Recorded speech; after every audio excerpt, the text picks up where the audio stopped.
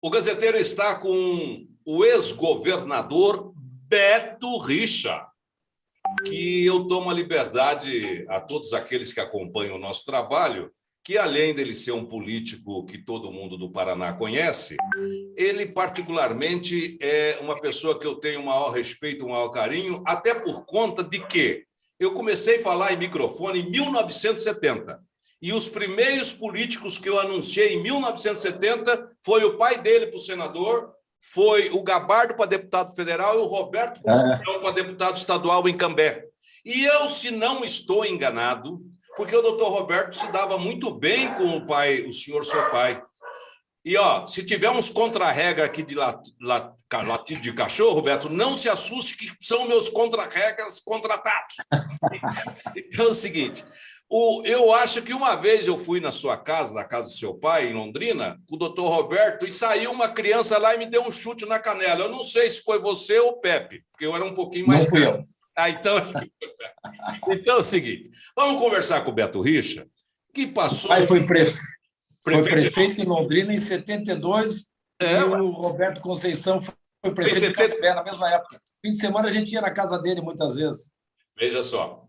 A nossa conversa, Beto, eu quero ter o maior carinho, o maior respeito de poder estar conversando com você. A gente se conhece muito bem e eu tive a honra, o prazer, a satisfação de apresentá-lo, ser um dos seus colaboradores nos seus compromissos eleitorais e que eu não me arrependo nunca. Mas é o seguinte, vamos conversar de política. Aconteceu coisas e coisas, mas eu quero saber do Beto Richa, homem público do Paraná. O que você vai fazer se você se eleger deputado federal? Pela boca do povo e pelo que os políticos comentam em todos os cantos do estado, você será um dos mais votados. Mas isso também não deixa de ser uma coisa perigosa. O que você vai fazer como deputado federal se o povo do Paraná, com certeza, vai lhe conceder essa oportunidade? Primeiro que você acompanhou que eu fiquei 2 anos e meio fora da política. Até me afastei do partido, eu fui cuidar da minha vida e da vida da minha família. Conviver mais com os familiares, cuidar dos meus netinhos, que são a alegria e a motivação da minha vida. Tenho 4 netos maravilhosos. E aí eu comecei, lá por agosto, julho do ano passado, a atender os convites para ir ao interior. Sabe que eu gosto muito do interior, governei com os olhos voltados também para o interior, onde as pessoas precisam mais de oportunidades. E aí, atendendo esses convites, fui ainda temeroso, como é que eu seria recebido depois desse afastamento e tudo o que aconteceu comigo. E a minha surpresa foi ser recebido de braços abertos, de maneira calorosa, com muito carinho de todos. Hoje, na verdade, eu colho os frutos do que eu plantei. Eu fiz obras expressivas, os prefeitos reconhecem, nos 399 municípios do Paraná. Eu fui o único governador, aliás, que esteve presente nos 399 municípios, no mandato. Reeleito, eu fui repassando, mas eu não fui a passeio. Eu fui conhecer a realidade, o que cada região precisava, quais eram as suas carências, as demandas, as expectativas da população. E daí, as nossas ações de governo foram em sintonia, em consonância com aquilo que as regiões e os municípios esperavam. E tratei a todos com respeito e a dignidade que merecem. Eu não persegui um único prefeito porque não me apoiou na eleição, ou não era alinhado político ou ideologicamente comigo. Porque quando isso acontece, isso é muito corriqueiro na política. O governador não investe no município porque o prefeito não é alinhado politicamente com ele. Mas vamos pensar bem, Zé, quem paga a conta mais cara dessa animosidade, dessa politicagem rasteira? Não tem nada a ver se um se dá com o outro. As pessoas merecem e exigem respeito por parte dos seus representantes políticos. Então, eu fui um governante justo, responsável, que atuei em todos os municípios. Ora, se o prefeito era de um partido adversário, mas o prefeito foi eleito para representar os interesses daquele município. E nessa sintonia, nesse clima de harmonia dentro do Estado, nós conseguimos realizar grandes e importantes obras em todos os municípios do Estado.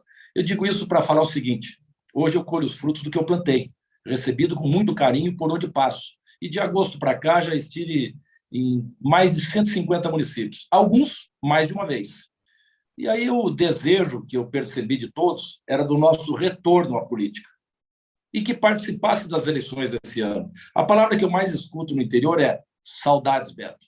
Você era presente aqui no município, você recebia a todos com satisfação, com cordialidade em Curitiba, e o mais importante é o volume expressivo de investimentos em cada cidade do Paraná. E eu aceitei. Estou retornando para a política, vou participar das eleições esse ano. Aí muitos me pedem que eu vá para governador nessa eleição. Eu digo o seguinte: na vida a gente tem que saber o momento de dar um passo ou alguns passos atrás. E eu acho que o mais apropriado para o momento é apresentar meu nome como pré-candidato a deputado federal. E aí, respondendo objetivamente a sua pergunta, eu acho que eu posso contribuir muito com o Paraná e com o Brasil. Veja só o momento turbulento que vive o país. Temos crises instaladas, sejam política, crise econômica, institucional, 12 milhões de brasileiros desempregados, famílias passando fome, a inflação voltando com força, os itens essenciais lá nas alturas, evidente que esse cenário todo agravado pela forte pandemia que vivemos. Então, a experiência de quem foi prefeito de Curitiba, em todas as pesquisas nacionais, avaliado o melhor prefeito do Brasil.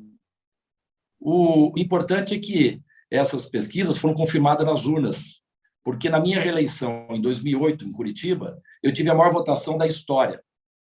Você se lembra disso? Com mais de 77% dos votos. Zé, eu não perdi numa única urna das quase 3.500 urnas de Curitiba. E depois, óbvio, pela repercussão nacional do nosso mandato aqui na capital, eu fui convocado para ser candidato ao governo do Estado. E venci as 2 eleições do primeiro turno. E deixei o Estado, resumindo, depois podemos falar das obras, se você quiser, com a melhor situação fiscal, que atesta o equilíbrio das contas públicas. Fui um governante responsável, que no momento que se mostrou necessário, inadiável, nós fizemos o ajuste fiscal. Medidas duras, medidas impopulares, coloquei meu capital político em risco, a próxima eleição em risco, mas eu não me afastei daquilo que eu imaginava ser inadiável e essencial para que o Paraná ficasse de pé no meio de uma gravíssima crise financeira nacional. E deixei o Paraná com a melhor situação financeira. Eu deixei no Estado 7 bilhões quase em caixa para o meu sucessor. Então, tudo isso que nós fizemos, e eu li uma frase esses dias que dizia o seguinte, e é muito apropriada, que o bom gestor é aquele que adota medidas impopulares. E as maiores economias do Brasil, como Rio de Janeiro, Minas Gerais, Rio Grande do Sul, vocês se lembram, não pagavam o salário dos servidores. E aqui nós pagando em dia, pagando antecipadamente o 13º salário dos servidores. Isso é uma medida extrema. Quando não paga salário do servidor, há muito tempo já não pagam fornecedores, que dirá investir em infraestrutura, investir em serviços públicos de qualidade, na saúde, na educação, na segurança. E aqui no Paraná, diferente do resto do Brasil, nós com o pé no fundo do acelerador, garantindo obras por todo o estado do Paraná. Um sacrifício pessoal e de um planejamento acertado e muito competente. Então, deixei 7 bilhões em caixa. Vamos lá. Essas experiências que eu tive no Executivo, fui deputado estadual também, meu primeiro mandato e reeleito, que mais apresentou propostas na Assembleia. Muitas se tornaram leis e leis copiadas em outros estados do Brasil. E iria para o Congresso, se merecer a confiança dos eleitores, e se Deus assim quiser, não vou lá para brincar. Eu não estou indo lá para sumir e desaparecer no meio de 513 deputados. Então, eu estou indo lá para participar das grandes pautas nacionais, com independência, qualquer que seja o presidente eleito, votar aquilo que eu achar que é apropriado, que está certo, conforme a minha consciência, o meu entendimento para o Brasil, e aquilo que eu achar que está errado, contra, sem barganhas, em troca de emendas, troca de favores, entendimentos políticos. Esse é o meu desejo, Zé. Se não fosse assim, eu não aceitaria mais esse desafio de concorrer às eleições desse ano. Então, eu acho que eu posso ajudar muito o Brasil e orgulhar o Estado do Paraná com uma atuação parlamentar que seja exemplar. Lógico, eu vou me esforçar para isso. Eu nunca fui deputado federal, mas eu acho que essa experiência toda, nesse momento, é importante para o país. Viu, governador? Só para fazer um adendo aqui. O senhor sempre foi deputado estadual por 4 anos, depois assumiu a vice-prefeitura, a prefeitura de Curitiba, foi eleito, foi reeleito, foi governador, foi reeleito, sempre no primeiro turno. Hoje a Câmara Federal é um apanhado de coisa do Brasil inteiro. Você acredita que, com a experiência que você vai levar do executivo, vai ser fácil lidar com aquela turma lá? Porque tem gente lá que, pelo amor de Deus, faz 300 anos que é deputado federal, né? É verdade, Zé. Eu sei que não é fácil, mas quando você é coerente, quando você tem bons propósitos, tem argumentos para defender uma certa tese ou algo que esteja em pauta no Congresso Nacional, as pessoas te respeitam, até porque sabe das nossas origens, sabe do nosso compromisso na política e na vida pública. Eu sei que não é fácil, mas eu acho que dá para se impor e a gente tem que procurar mudar essa situação de coisas, essa barganha. Enfim, não existe ideologia hoje, muito pouco. Eu sei porque, como presidente do PSDB aqui, na formação da chapa, algumas conversas foram terríveis, né, em termos de leilão, porque hoje, com o fundo eleitoral, então, muitos candidatos faziam via sacra em vários partidos para saber onde teria melhores condições financeiras para disputar a eleição. Isso é lamentável, isso é ruim para a democracia e ruim para o fortalecimento dos partidos, que isso é o primeiro passo para o fortalecimento da democracia. Mas, enfim, eu estou disposto, eu acho que seria uma voz de peso para defender teses importantes, teses de interesse flagrantemente em favor da sociedade.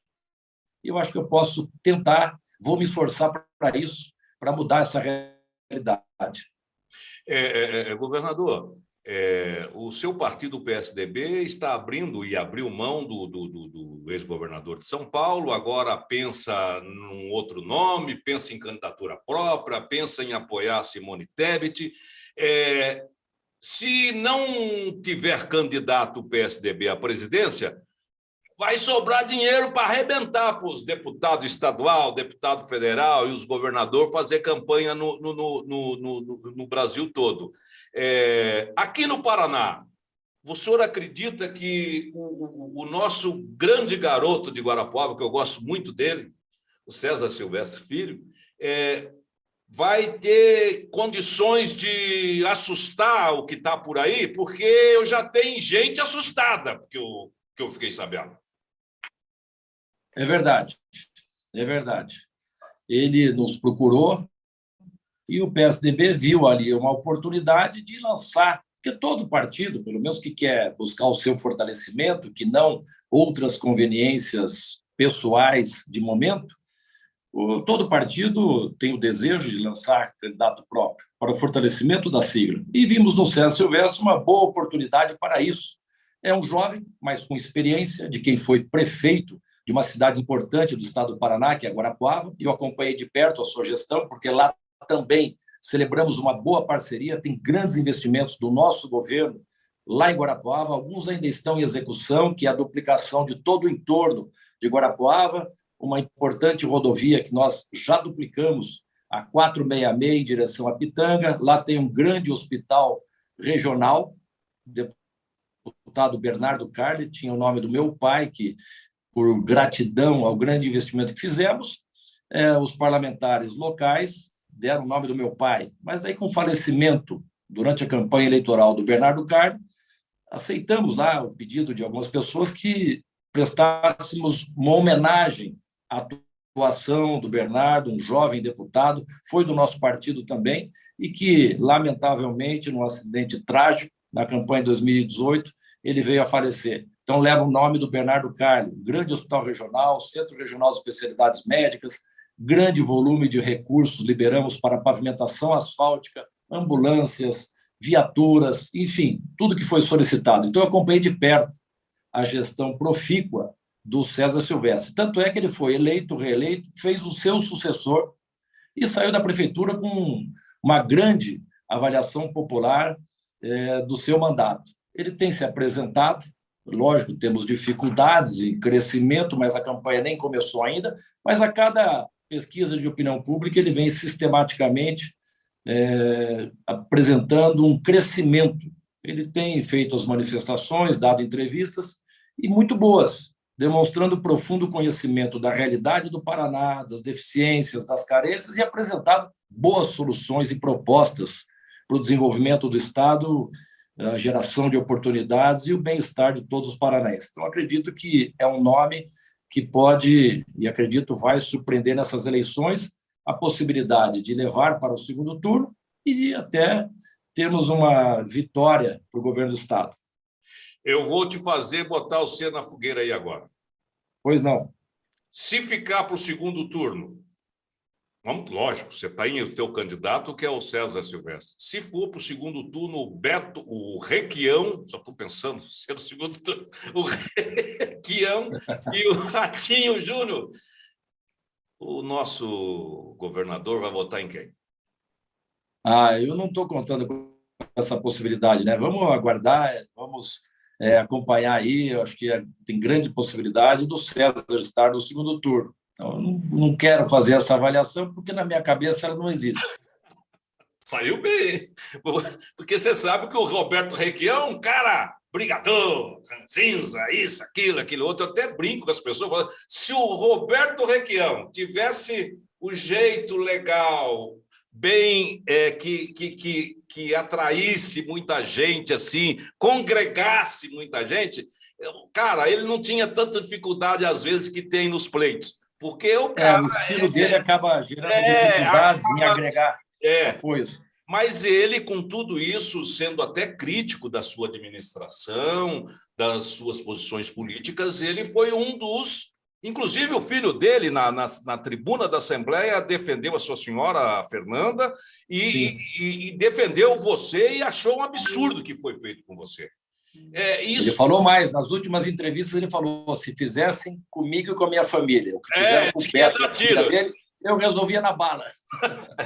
Não, foi um absurdo, até os adversários reconhecem que foi uma grande armação, uma crueldade, uma ilegalidade absoluta o que fizeram conosco. Tanto é que eu estou vencendo tudo sistematicamente na justiça, só que a justiça é morosa, tem que ter paciência, mas não existe meia prova contra mim das levianas, falsas acusações que assacaram contra mim e a minha família. Eu sempre digo o seguinte, governador, que a vida é assim, ontem, hoje, amanhã. O Ratinho parece que esqueceu um pouco do Beto Richa, né?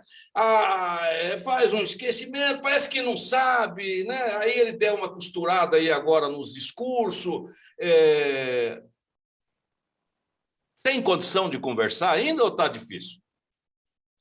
Olha, na democracia, o diálogo é o ponto alto, né, Zé? Tanto é que a vida inteira fui adversário do Requião, e esses dias ele me chamou para conversar e eu estive com ele. Estive com ele, boa parte da conversa, ele lembrou passado, da época do meu pai, José Richa, eles pertenceram ao mesmo partido, o MDB, depois aquela confusão do MDB nacionalmente, perdeu a identidade e tal, era um partido que virou governista.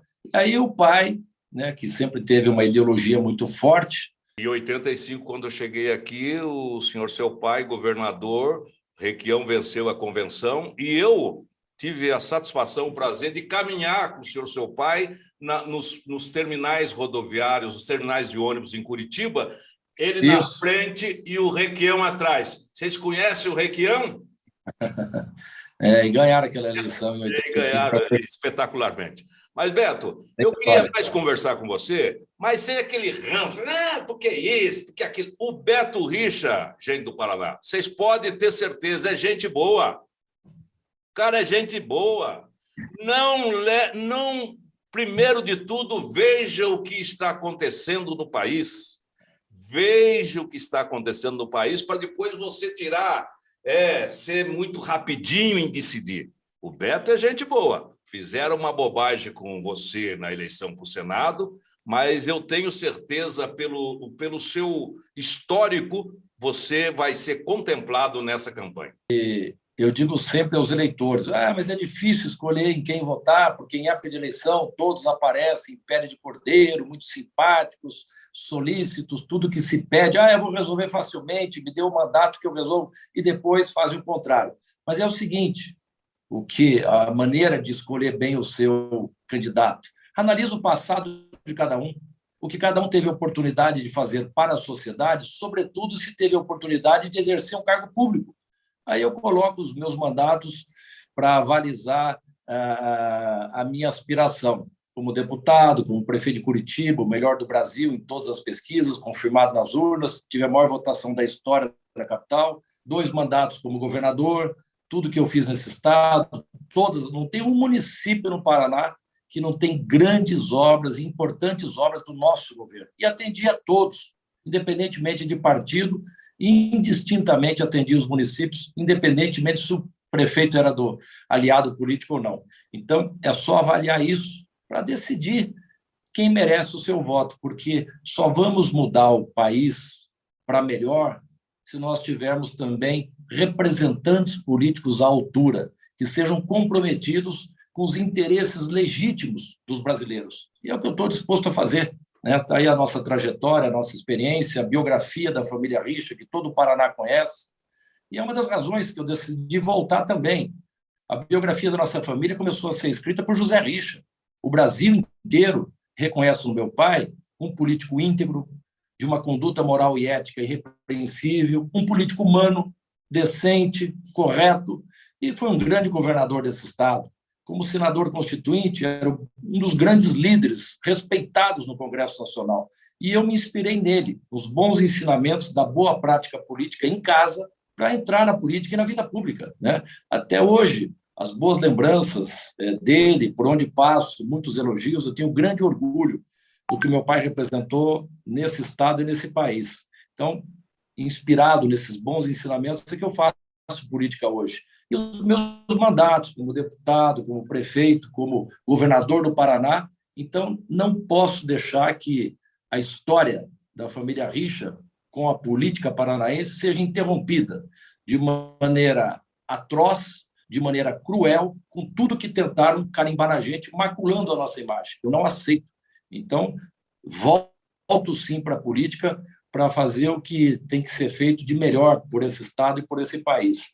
Tudo que me acusaram não existe meia prova, tanto é que grandes juristas nacionais, conceituadíssimos, me colocaram como o símbolo da perseguição política no Brasil, o Beto Richa no Paraná. Cito o Dr. Lênio Streck, em vários artigos escritos no Conjur, que é um site consultor jurídico, me coloca como símbolo, Dr. Toron, numa live com magistrados, e o mais emblemático talvez seja o presidente do STJ, logo depois do que aconteceu comigo, em 2019, com magistrados comemorando 30 anos da Constituinte. Ele aborda o ativismo judicial muito forte, eu peguei o ápice, aborda os excessos e abusos do Ministério Público, cita o juiz que aprontou para mim no Paraná, e está lá, entre aspas, transcrito no Conjuro o seu discurso. O caso Beto Richa no Paraná causa arrepio. Para não incumpridar a nossa conversa, Zé, o que fizeram com a minha mulher? Há 20 dias das eleições invadiram a minha casa e eu fui sequestrado com a minha mulher. Como é que submete uma pessoa a um trauma como esse? Principalmente uma mulher. Um trauma que a pessoa possivelmente carrega até o final da vida. Quem vai pedir desculpas a ela? Porque passados 3 anos e meio não apresentaram denúncia contra ela em relação a isso. Não tem processo instaurado contra ela. Nós que vamos nos ocupar de catar as penas que eles lançaram ao vento. Então, você demora muitas vezes uma vida para construir uma reputação e da noite para o dia você se vê esfaqueado pelas costas numa tentativa sorrateira, sórdida, uma perseguição implacável, uma tentativa de assassinar a sua reputação. Mas eu sempre tive crença na justiça do Brasil, porque quando você não acredita na justiça do seu país, você tem que ir embora.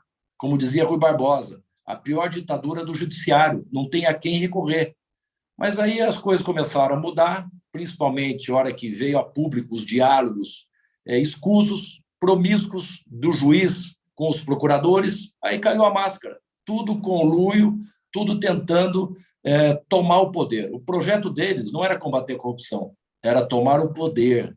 O que se acusou lá atrás está se confirmando agora. Os principais atores disso tudo que aconteceu no Brasil renunciaram às carreiras e estão disputando a eleição.